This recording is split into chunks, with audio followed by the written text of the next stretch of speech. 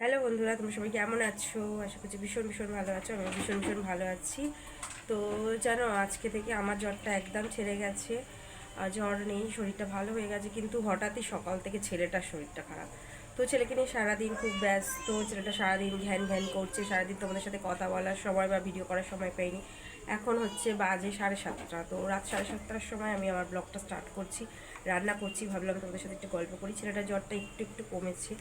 তো ভাবলাম একটু গল্প করি। আর কি বলো তো, আমার শরীর প্রায় সেই শুক্রবার থেকে আজ পর্যন্ত এখনও একটু একটু আছে শরীর খারাপ। তার মধ্যে ছেলেটার আবার শরীর খারাপ হয়ে গেছে। কি বলবো, এইভাবে চলছে। মায়ের হয়েছে তো ওই জন্য বেবিরও হয়ে গেছে। তো আমার হয়েছিল, আমি সহ্য করে নিচ্ছিলাম, কিন্তু ছোটো বাচ্চার জ্বর একদম ভালো লাগছে না। তো চলো কী কী রান্না করছি একটু দেখিয়ে নিই। লঙ্কা দিয়ে দেখো, এখানে আলু ভাজতে বসিয়েছি। ঢ্যাঁড়স ভাজা হবে, মানে ঢ্যাঁড়স আলু ভাজা হবে। যে ঢ্যাঁড়সটাও কেটে রেখেছি, ডিম দিয়ে করবো, বুঝলে। সেদ্ধ করে রেখেছি, এটা তরকারি হবে। দেখো ঢেঁড়স আলুটা এখানে ভাজতে আমি বসিয়ে দিয়েছি। তো মাছের ডিম দিয়ে এটা ভাজা হবে। আমার কমপ্লিট হয়ে গেছে। এই যে দেখো, ঢেঁড়স আলু দিয়ে মাছের ডিম দিয়ে ভাজি করে নিয়েছি। এই দেখো, ডিম আলু দিয়ে তরকারিটাও তৈরি হয়ে গেছে, আর ভাতও হয়ে গেছে।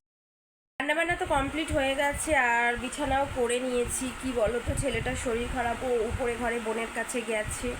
আর আমি এদিকে ঘরটা সবে বিছানার চাদরটা পাল্টালাম। বিছানার চাদরটা পাল্টে অন্য একটা চাদর পাতলাম। এতে বিছানাটা মশারিটা করে নিয়েছি। ওপর থেকে ছেলে আসলে, ও ঘুমাচ্ছে, নিচে আসলে ওকে শুয়ে দেবো। ওষুধ খাইয়ে খাবার যদি খেতে চায় খাবে না, জানি জ্বর তো এখনও খেতে চাইবে না। আর আমি এই জামা কাপড় চারিদিকে অগোছালো হয়ে গেছে, এইগুলো একটু পাট করছি। ভাবলাম বিছানা করে নিয়েছি যে, তাহলে এবার জামা কাপড়গুলো পাট করে তুলে দিই, তাহলে অনেকটা কাজ কমে যাবে। আর এই সময় ওপরে বোনের কাছে ঘুমাচ্ছে। রান্নাবান্নাটাও কমপ্লিট হয়ে গেছে। কী বলো তো, সেইভাবে ব্লগ করতে পারি না। আর দেখো, এখন জ্বর থেকে সদ্য সদ্য উঠেছি, যে একটু মানে রেস্ট করবো বা একটু ভালো লাগবে। তো ছেলেটার শরীর খারাপ দেখে না আর নিজেকে ভালো রাখতে পারছি না। এখনও আমার কাশিটা রয়েছে।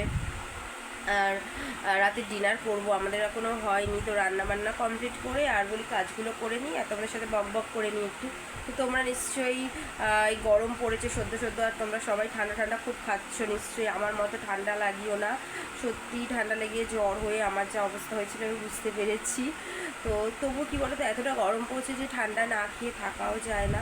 তো খাবে, লিমিটে খাবে। আমি হয়তো আনলিমিটেড করে ফেলেছিলাম, খুব ঠান্ডাও লেগে গেছিলো। তো এখন আমার ছেলেটারও ঠান্ডা লেগেছে, শরীর খারাপ। তো কি বলবো, এখন একটু ও একটু এখন ভালো আছে ঠিকই, কিন্তু কি বলো, তখন জানি না রাতে কি হবে, বুঝতে পারছি না। ওষুধগুলো সব চেঞ্জ করালাম এবারে। এখন হচ্ছে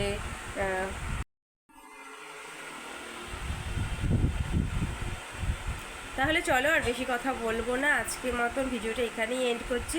তোমরা সবাই সুস্থ থেকো, ভালো থেকো। আজকের মতো টাটা।